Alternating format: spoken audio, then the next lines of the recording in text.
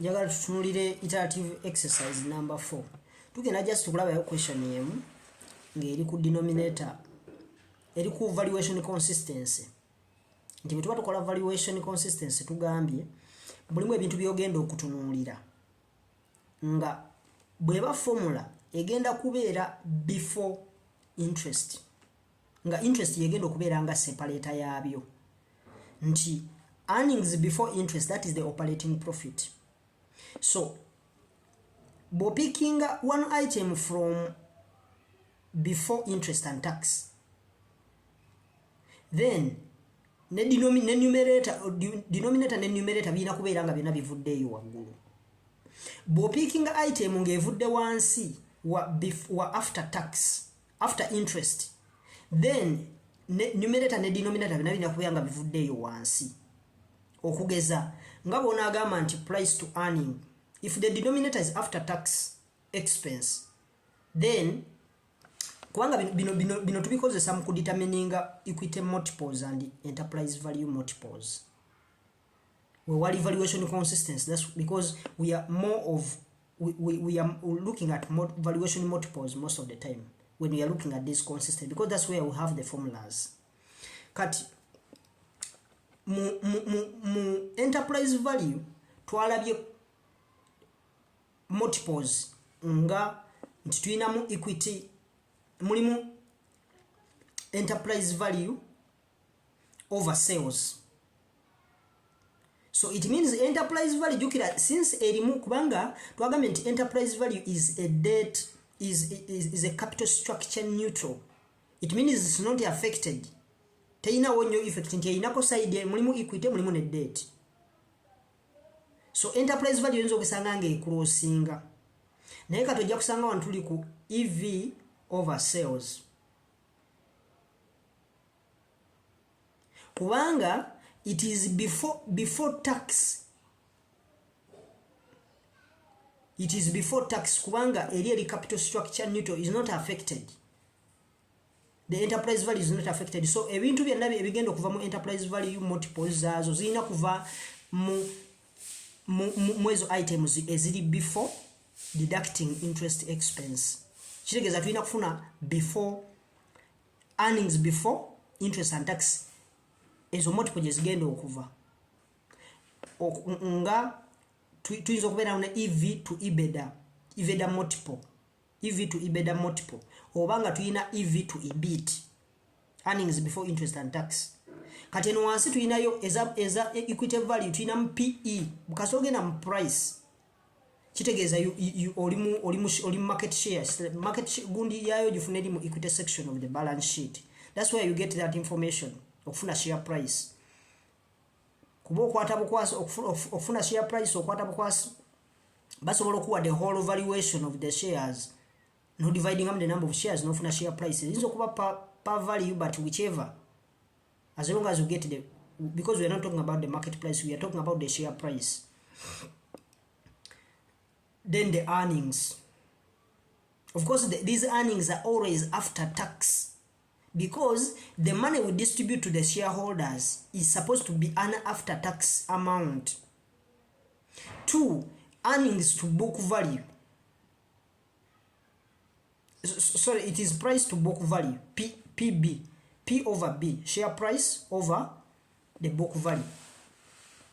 Ezo nayo kuyambako okufuna the equity value. book value tunulira the book value of the share, the par value of the shares, the things ebikola equity component. So njaga tunulia kwa question kamu kagamba, which of the following is an inappropriate multiple? Kati egenda kubeera inappropriate because terina valuation consistency. Chobola bagamba which one is an inappropriate. Part A tuina equity value, sorry, enterprise value to net income. Part B tuina enterprise value to EBITDA. Part C tuina market capitalization or market cap to net income. Then part D tuina equity, tuina enterprise value to revenue eriwa eri inappropriate era tubulire lwaki in the comment section okulaga nti ogezezaako okutegera kye tuliko kati twawunzise twogera nti mweno course eya introduction to business valuation the main valuation activity or the main valuation method tugenda okukozesa okustickingako gye bayita the intrinsic valuation oba eya cash flow oba ekozesa income eno intrinsic valuation egenda kubeera nga tuyinamu nyingi ne tu specifyinga kweyekozesa cash flows gye tuyita discounted cash flow method valuation technique. That's the method that we are going to stick on. Era nga okujja understanding abantu tugenda gitunulako in a brief way because tuyina DCF valuation modeling course ngeri separate ng'ekola ku ekyo nga tuyina comparable valuation company valuation nga nayo it's a separate course. So tuzitwala in the looking into a deep analysis ne tukola a deep analysis of what we are talking about. So twagala kutandika na kye tuyita DCF valuation. Mu kyo tugenda kutunulira the types of the free cash flows that we need. We try to look at the unlevered free cash flows and then the levered free cash flows. Those are the things that we are going to look at. Butumaliriza okutunulira ku kati this is chapter 3. The DCF valuation to conclude in the chapter 2 nga tulabye valuation consistency multiples.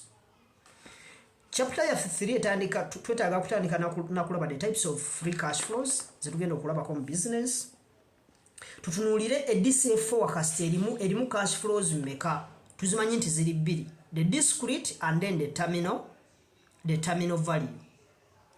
So tugenda kuzitunulira tutunulire how do I compute the unlevered free cash flows and how do I compute the levered free cash flows. Tugenda kubi understandinga ayo je tugenda nokusanga no part. We shall understand what no part is. Then we shall also do an introduction.